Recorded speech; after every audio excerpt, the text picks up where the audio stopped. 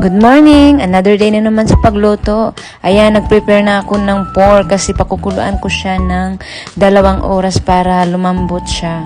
And then, nilagyan ko na rin ng paminta at asin para may lasa naman. And then, kumuha na rin ako ng isang potato para gawin ko itong french fries. Bago ko balatan yung potato, maghugas muna ako kasi kakatapos lang namin kumain ng breakfast, kaya madaming hugasin. After namin kumain ng breakfast, pakuluan ko muna yung pork kasi 2 hours siya pakuluan. Itong white plate at mga puting baso, regalo pala yan sa amin nung kasal namin sa Pilipinas. Pati itong mga platito, regalo sa kasal namin. Tatakot nga ako baka mabasag siya sa maleta kasi nga Pilipinas, Turkey to Colombia. Salamat sa Diyos dahil hindi nabasag yung mga regalo na nilagay namin sa mga maleta. As in, lahat-lahat ng regalo na binigay nila sa amin, nilagay namin sa malita, dinala namin dito sa Colombia. Safe naman sila. Pero kinakabahan kami nung time na yun kasi nga tinatapon lang nila yung mga luggage sa airport.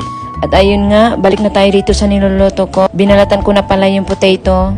And then naluto na rin yung pork na pinakuluan ko ng 2 oras. Ayan na nga, ang lambot na. After maluto, nilagyan ko na siya ng paminta, asin, and chicken cube. Tinimplahan ko siya para may lasa naman pag ipiprito ko siya.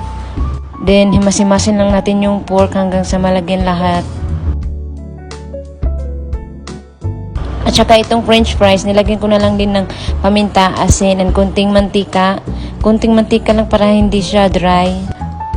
Ito na nga yung ayaw ko ang magprito kasi natalsikan ako ng mantika dyan. Ang hirap ilagay ng pork kasi nga tumatalsik yung mantika, grabe. Nailagay ko na rin yung pork at saka niluto ko na rin yung french fries para sabay-sabay silang maluto. Huwag nyo na pala pansinin yung suot ko kasi jacket talaga yan. Ginawa ko lang dress. Galing pa yan sa mama ko. Ayan na nga, naluto na nga yung french fries at saka pork. Tingnan nyo naman, yung pork ang sarap, di ba? Nakakatakam, lalo na may sausawan. Masarap to isawsaw sa toyo, vinegar na may chili, di ba? Hanggang dito na lang pala ang video ko kasi hindi ko na-record yung kumakain ako. Hindi ko napansin na hindi pala na-save. Thank you for watching, guys. Hanggang dito na lang.